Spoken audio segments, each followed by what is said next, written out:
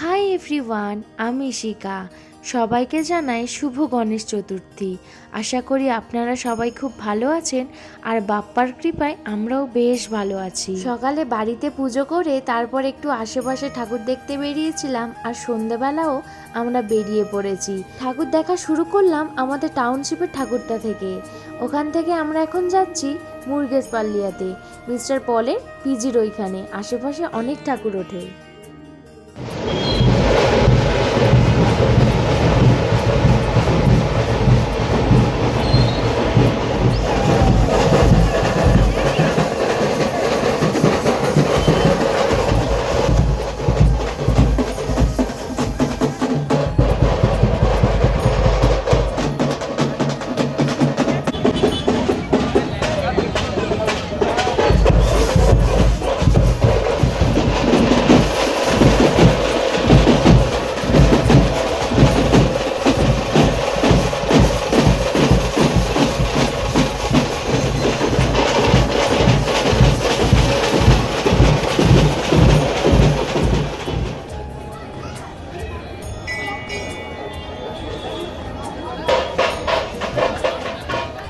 পলের ঠিক পিজির পাশেই এই মন্দিরটা, আর পল প্রথমে চেরিকে কিনে এই মন্দিরেই চেরির পুজো দিয়েছিল। আর জানেন তো, এখানে এই তাসাটা দারুণভাবে প্রচলন রয়েছে। সব জায়গায় দেখেছি তাসা বাজছে, আর এখানে এখন ভোগ দিচ্ছে। তো আমরাও সেই ভোগ খাওয়ার জন্য লাইনে দাঁড়িয়ে গেলাম। বেশ ভালোই লাইন হয়েছিল, কত মানুষের ভিড় হয়েছে এখানে।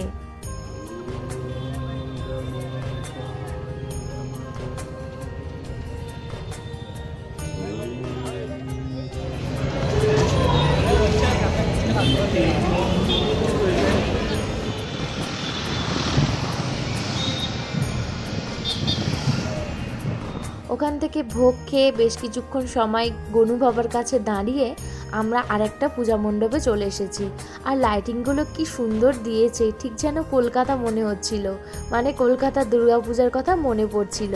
পুরোপুরি বাতাসে পুজোর গন্ধ ভেসে আসছে, মনে হলো যেন কলকাতায় দাঁড়িয়ে দাঁড়িয়েই আমি ঠাকুর দেখছি। আর ওই যে দূর থেকে দেখা যাচ্ছে গনু বাবাকে।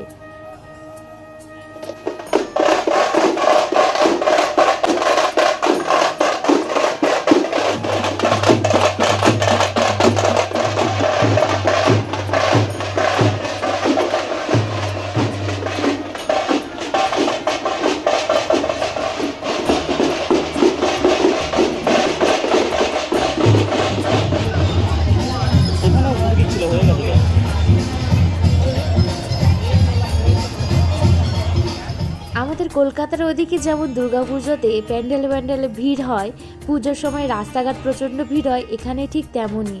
আর ঠাকুরগুলো কি সুন্দর সুন্দর, আর কত বড় করে মূর্তি।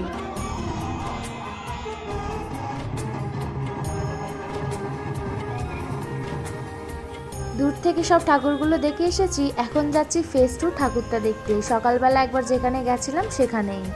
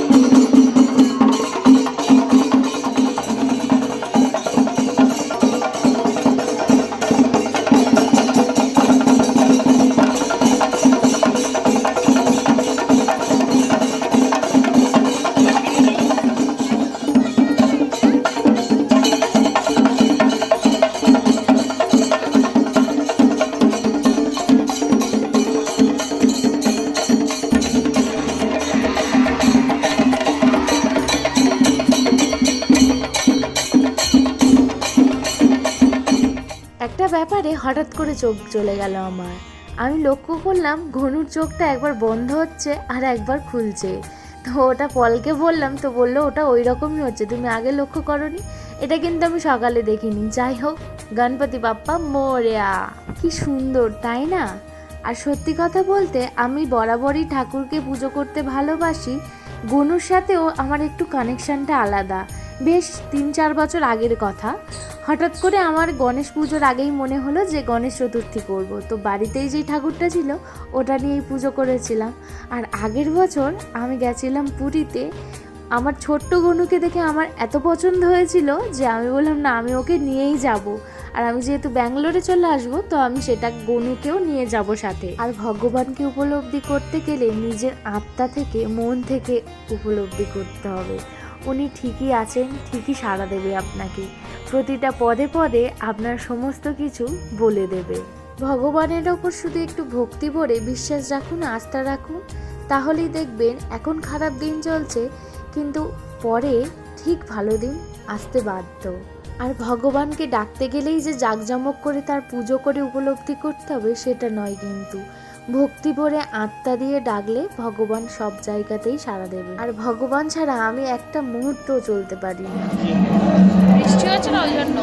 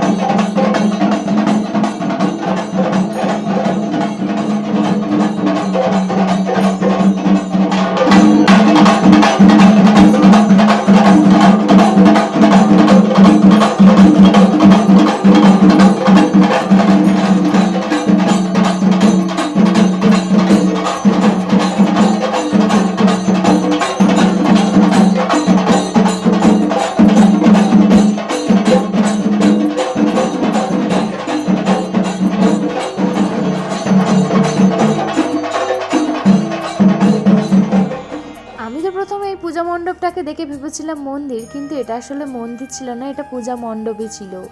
কি সুন্দর যে করেছিল, আর সমস্ত রকমের কাজ করেছিল অরিজিনাল ফুল দিয়ে। আর গন্ধটাও এত সুন্দর আসছিল, পুরো পরিবেশটাই কি সুন্দর ছিল, আমার তো খুবই ভালো লেগেছে।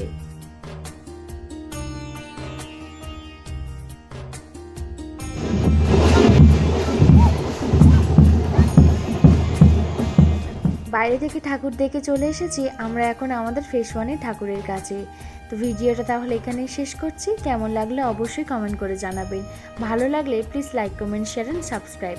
সবাই ভালো থাকবেন, সুস্থ থাকবেন, সাবধানে থাকবেন। বাপ্পা সবাইকে কৃপা করবে। গণপতি বাপ্পা মোরয়া, মঙ্গলমূর্তি মোরয়া।